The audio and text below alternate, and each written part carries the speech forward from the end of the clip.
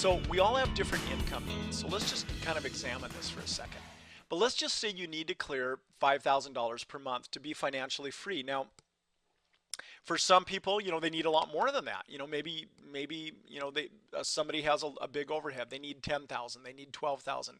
For some people, it's less. They live a simpler lifestyle. They've kind of pared things down a little bit, and they can get along on less. But I just picked 5,000 because, with what things cost nowadays, and some of the expenses that we have, that just seemed like a good number.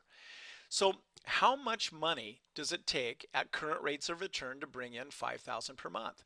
Now, if you're getting close to retirement, and maybe you and your spouse have gone down and you met with a financial advisor or somebody that does this for a living, they kind of sit you down in the chair and they take a look at what the different rates of return are and how much money you're going to need, if you need a certain amount per month in income.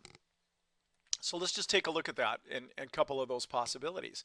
So there's two really common places people invest to create passive income and try and create a retirement income for themselves. One of them is bonds, and this is the 10-year Treasury bond. That's a government bond. Very, very popular. There's all different denominations of government bonds, and of course you can get into corporate bonds as well. But debt investing or bonds is very popular, and we have a graph of that here on the left. And then on the right, another really popular place to derive income is from dividend stocks, and this is the average dividend yield of the S&P 500. So on the left here, you can see kind of how this graph on bond yields has gone down quite a bit as the Federal Reserve kind of suppresses the interest rate. And right now it's under 2%. Sometimes it pops over 2%, but let's just say it hovers around that mark. Interestingly enough, over on the dividend yield, the average dividend yield of the S&P 500, it's also just under 2%. And it can pop above that or it can go below that, but that's about where we're at right now. So it's really interesting, kind of maybe a coincidence, or maybe it isn't, maybe they're correlated, but these two rates of return are very similar. So even though they're both below 2% right now, if we're generous and we use the full 2% return to generate $5,000 per month, you'll need a whopping $3 million.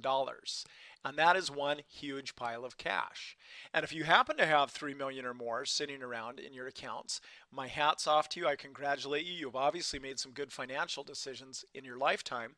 But even people that do have a really high net worth want to get the biggest return on their money. So, this is even for those folks, this is a really good strategy to take a look at. But for the rest of us that don't happen to have 3 million in cash laying around to generate interest and revenue on, we really are in a position where we need to get better rates of return. To watch the next video on how to cash flow the stock market for fun and profits, subscribe to this channel for free by clicking the button below.